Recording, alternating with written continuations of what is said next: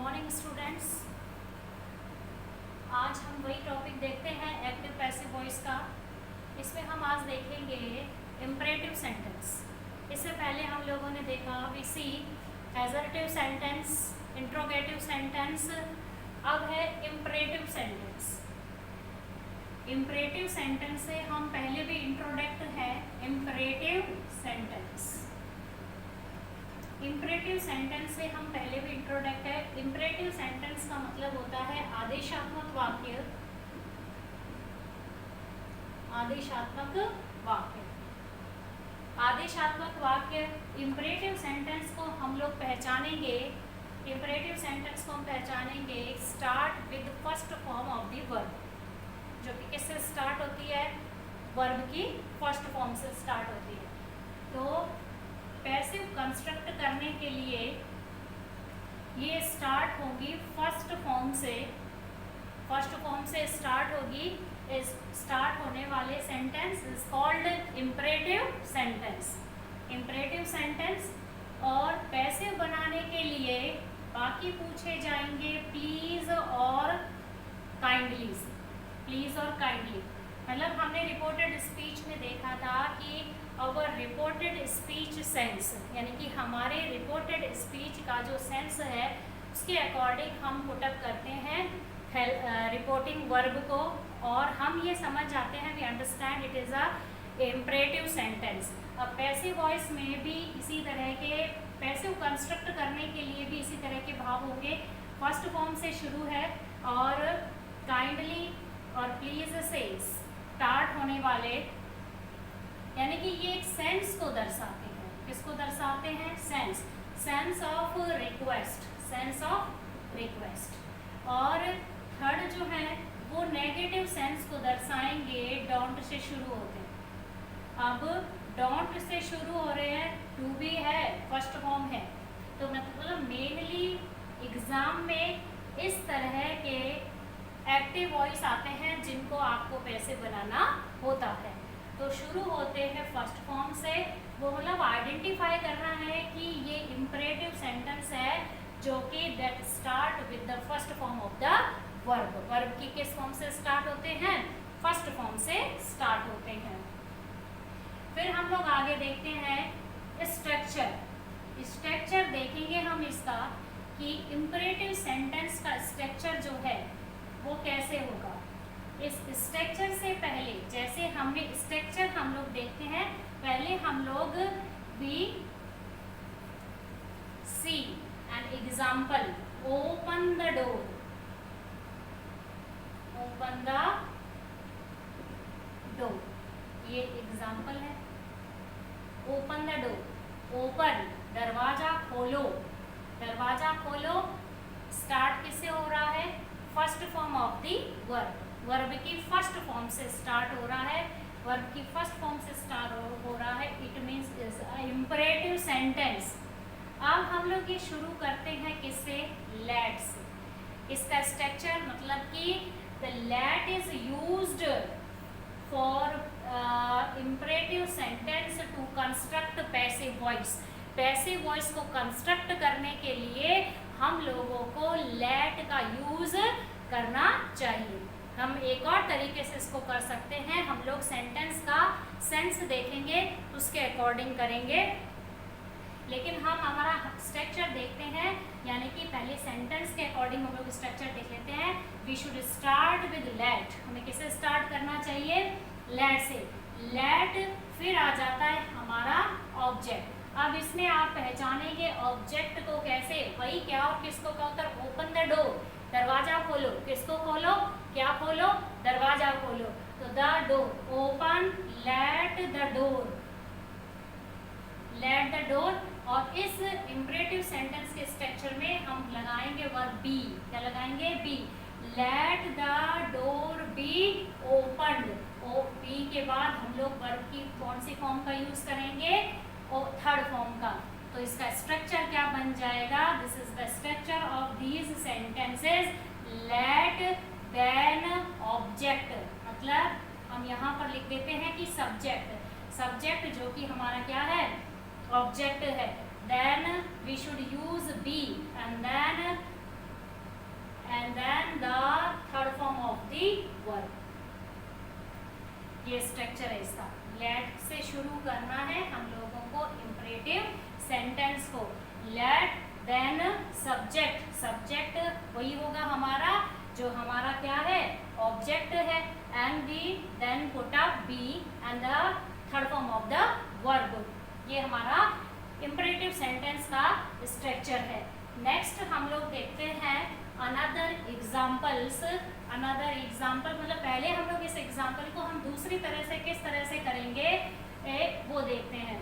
अब let the open door. यहाँ sentence था ओपन द डोर. हमारा एग्जाम्पल था ओपन द डोर. अब हम लोग जहाँ इंपरेटिव सेंटेंस के सेंस की बात करते हैं तो ओपन द डोर दरवाजा खोलो. दरवाजा खोलो क्या है? दरवाजा खोलो एक आदेश है, नॉट अ रिक्वेस्ट. रिक्वेस्ट कब होगा? जब प्लीज या काइंडली होगा. तो open the door is a request. तो हमको हम इस तरह से बना सकते हैं you are requested. You are requested imperative sentence है और requested to open the door. To open the door हम इस तरह से बना सकते हैं. Sorry, you are requested, you are ordered. यहाँ पर ऑर्डर का भाव है इसीलिए यहाँ पर क्या हो जाएगा order. You are order to open the door. यहाँ रिक्वेस्ट नहीं दिमाग में चला प्लीज काइंडली तभी लगाया, लेकिन यहाँ पर ओपन द डोर रिक्वेस्ट का उसका ऑर्डर का सेंस है इसीलिए यहाँ पर क्या हो जाएगा ऑर्डर्ड. ये यहाँ पर वर्ब की थर्ड फॉर्म का. अब देखो ये यहाँ पर हेल्पिंग वर्ब है और ये यहाँ पर थर्ड फॉर्म है.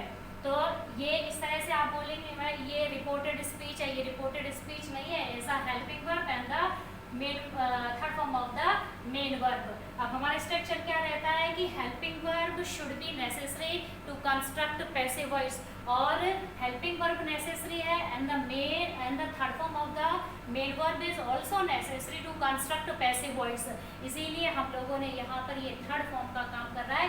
लेकिन रिपोर्टेड स्पीच में रिपोर्टिंग वर्ब को जब हम लोग सेड की जगह दूसरी लगाते हैं तो वो सेकेंड फॉर्म होती है ना कि थर्ड फॉर्म. वो देखिए अब यहाँ पर ये सेंटेंस हम इस तरह से भी बना सकते हैं. तो जो सेंटेंस आएगा जो स्टार्ट होगा started with the first form of the verb we should use this structure. हम लोगों को इस स्ट्रक्चर का यूज करना पड़ेगा.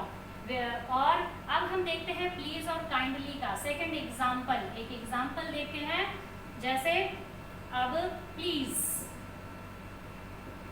Please bring a glass of water. Please bring a glass of water.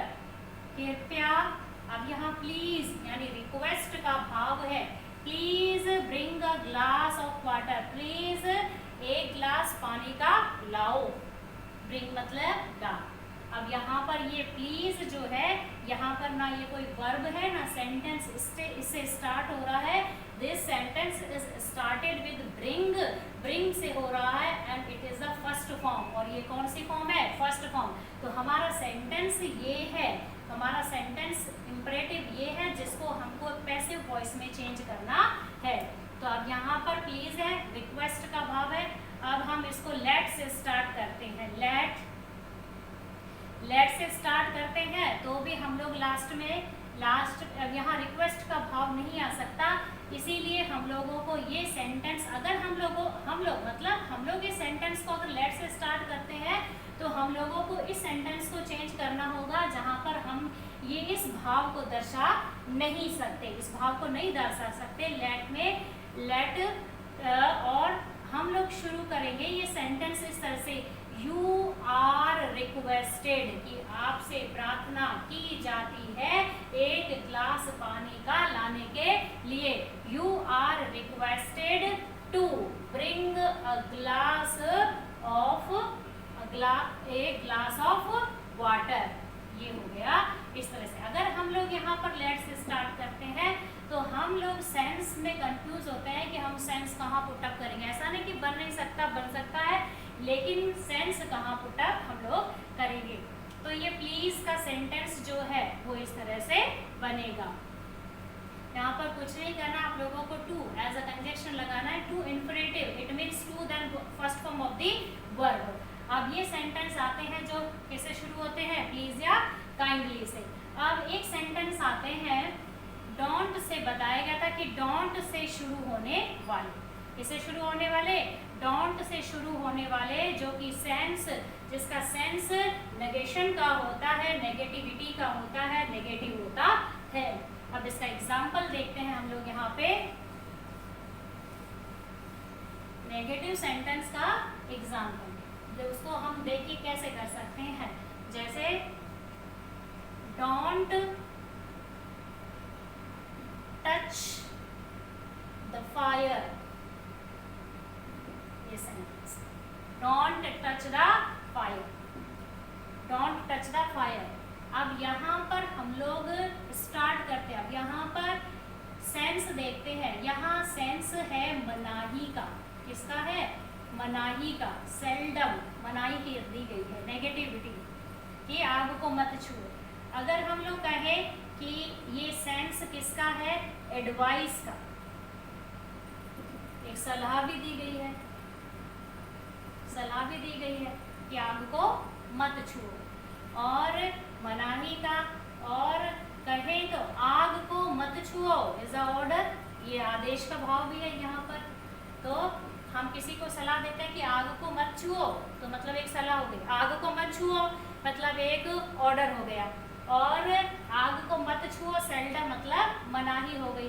तो हम इस सेंटेंस को इस तरह से बना सकते हैं। देखिए अगर हम लोग इस सेंटेंस को मनाही का भाव देखते हैं, अब हम लोग अगर इस सेंटेंस को मनाही का भाव देखते हैं, नेगेटिव जो सेंटेंस होंगे वो आप लोग इस तरह से शुरू करेंगे। ये एग्जाम्पल है, इसको पैसिव कंस्ट्रक्ट इस तरह से करेंगे, यू आर फॉरबिडन, ये यू आर फॉरबिडन यानी कि आपको मना किया जाता है, यू आर फॉरबिडन। अब ये फॉरबिडन का मतलब, forbid is the first form, forbade is the second form and forbidden is third form, ये थर्ड फॉर्म है, ठीक है। तो अब हम लोग पैसिव कंस्ट्रक्ट करने के लिए हमेशा वर्ब की कौन सी फॉर्म का यूज करते हैं, थर्ड फॉर्म का यूज करते हैं। ये थर्ड फॉर्म है, ये कौन सी फॉर्म है, थर्ड फॉर्म है। तो यहाँ पर ये थर्ड फॉर्म है, तो हम लोग यहाँ पर पैसिव बनाने के लिए इसका यूज करेंगे। ये किया जाता है नेगेटिव सेंस के लिए, किसके लिए किया जाता है, नेगेटिव सेंस के लिए। You are forbidden to touch the fire, तुम्हें आग को छूने के लिए मना किया जाता। फॉरबिडन का मतलब क्या है, मना करना, तुम्हें आग छूने के लिए मना किया जाता है। तो ये negative, it is also a negative word, so negative sense, so we do not use not with forbidden, forbade and forbid, मतलब forbid, forbade and forbidden क्या शो करते हैं, so the negative sense, negative sense as a negative word, so we do not use, हमें use नहीं करना चाहिए, so we do not use not with these words, मतलब forbade, forbid, forbidden, ये इस तरह से बनेगा। अगर हम लोग बनाना चाहें एक आदेश के भाव में, एक सलाह के भाव में, तो क्या हो जाएगा, यू आर ऑर्डर्ड, यदि तुम्हें आदेश दिया जाता, अगर ऐसा बनाए तो। अगर इसको हम लोग एक बड़े की छोटे को सलाह माने तो क्या हो जाएगा, एडवाइस, एक आदेश भी हो सकता है, एडवाइस भी होता है। कोई किसी को सलाह दे रहा है कि आग को मत छुओ, जैसे बच्चे हैं उनको सलाह दी जाती है कि डोंट टच द फायर, आग को मत छुओ, और कोई छू रहा तो उसको डोंट टच द फायर, आदेश का भाव हो गया। तो यू यहाँ पर ये हो सकता है, तो ये कोई नेगेटिव वर्ड नहीं है, यहाँ हमें नॉट का यूज करना पड़ेगा। यू आर ऑर्डर नॉट, ये स्ट्रक्चर बनेगा, not to touch the fire, यानी कि तुम्हें आग को न छूने का आदेश दिया जाता है, तुम्हें आग को न छूने की सलाह दी जाती है। अब नोट यहाँ नहीं लगाएंगे क्योंकि ये ध्यान तुमको रिपोर्टेड स्पीच में भी रखना है, ये ध्यान तुमको पैसिव कंस्ट्रक्शन करते समय भी रखना है कि to then the infinitive form of the verb, यानी कि to then the first form of the verb. अब हम इसको स्टार्ट करते हैं किससे, लेट से। किससे स्टार्ट करते हैं, लेट से। लेट, अब लेट का स्ट्रक्चर कैसे बनेगा, लेट फिर हमारा ऑब्जेक्ट हमारा सब्जेक्ट बन जाता है। तो हमारा यहाँ पर इस सेंटेंस में किसको मत छुओ, ऑब्जेक्ट याद रखना क्या और किसको का उत्तर हमेशा हमारा ऑब्जेक्ट होता है। Don't touch the fire, touch the fire, किसको मत छुओ, क्या मत छुओ, द फायर। तो क्या और किसको का उत्तर क्या है यहाँ पर, द फायर। तो the fire is our object, so we use the fire here as a subject. Subject के बतौर हम लोग इसका प्रयोग करेंगे, लेट द फायर। फिर यहाँ पर हम लोग पुट करेंगे not, let the fire not be touched. यहाँ पर क्या हो जाएगा, let the fire not be touch, be then touch. ये स्ट्रक्चर हमारा लेट का ये रहेगा। अब ये हमारा ऑब्जेक्ट बन गया, let the fire not be touch, ये बनेगा टच बी के बाद वर्ब की थर्ड फॉर्म। तो इस सेंटेंस को हम इस तरह से मनाही का भाव, आदेश का भाव, एडवाइस का भाव, और अगर बोर्ड में जैसे आपसे पूछा जाता है आपको वैसे ही इसका आंसर देना जाता है। इंपॉर्टेंट पैसिव कंस्ट्रक्शन के हिसाब से इंपरेटिव सेंटेंसेस इंपॉर्टेंट है ये सेंटेंस, और इंट्रोगेटिव सेंटेंस है, इंपरेटिव सेंटेंस है, ये इंपॉर्टेंट होते हैं। अब बात करते हैं हम लोग जैसे ऑप्टेटिव सेंटेंस है कि और जिसमें कुछ मॉडल ऑक्सिलरी का प्रयोग किया गया हो, तो वो सेंटेंस कैसे हम लोग पैसिव वॉइस में कंस्ट्रक्ट करते हैं। जैसे एक है, may God bless you is an optative sentence. ये कैसा सेंटेंस है, इज एन ऑप्टेटिव सेंटेंस। ये ऑप्टेटिव सेंटेंस है, इसको हम लोग पैसिव वॉइस में कैसे कंस्ट्रक्ट करेंगे। अब मे गॉड ब्लेस यू, अब हम लोग आइडेंटिफाई करेंगे, फर्स्टली वी आइडेंटिफाई और ऑब्जेक्ट, हमारा ऑब्जेक्ट आइडेंटिफाई करेंगे, मे गॉड ब्लेस यू। तो यहाँ पर भगवान तुम्हें आशीर्वाद दे, ब्लेसिंग करे, किसको करे, तुम्हें करे, तो यू इज और ऑब्जेक्ट। यू क्या है, हमारा ऑब्जेक्ट है। तो इसका कंस्ट्रक्शन ऐसे, स्ट्रक्चर ऐसे रहेगा, मे तुम्हें भगवान के द्वारा ब्लेस किया जाए, मे यू बी ब्लेस्ड। हमको हमेशा वर्ब के मॉडल ऑक्सिलरी के लिए किसका प्रयोग करना है, बी का करेंगे। First form of the verb used with modal auxiliary, लेकिन in passive construction we it is necessary to use the third form of the verb. तो क्या हो जाएगा, मे यू बी ब्लेस्ड। अब गॉड हमारा सब्जेक्ट है, बाय गॉड लगा दो तो भी चलेगा, नहीं लगा दो तो भी चलेगा। मे यू बी ब्लेस्ड मतलब तुम्हें ब्लेस्ड किया जाए, आशीर्वाद दिया जाए। अब जैसे एक सेंटेंस, द टीचर शुड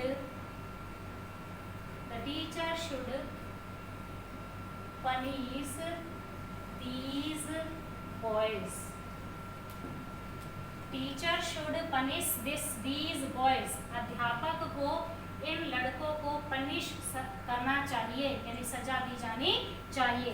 किसको दी जानी चाहिए, these boy is और सब्जेक्ट ऑब्जेक्ट। तो इन passive construction we put up these boys as और सब्जेक्ट, इन लड़कों को these boys।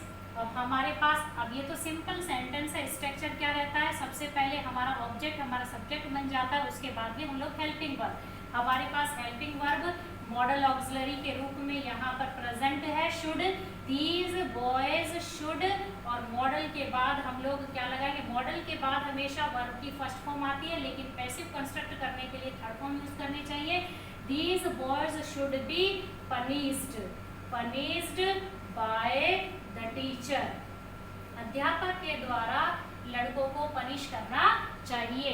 तो ये इस तरह के सेंटेंस होते हैं, इंपरेटिव सेंटेंस आदेशात्मक वाक्य, और इस तरह के मॉडल ऑक्सिलरी के साथ यूज किए हुए सेंटेंस।